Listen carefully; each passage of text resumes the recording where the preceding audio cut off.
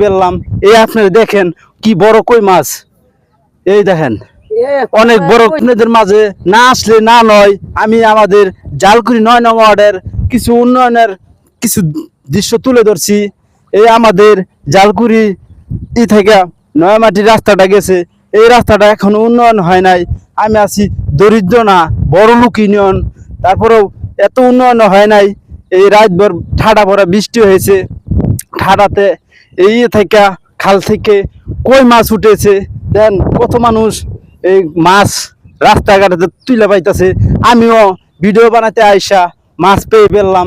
এই আপনারা দেখেন কি বড় কই মাছ, এই দেখেন অনেক বড়। হ্যাঁ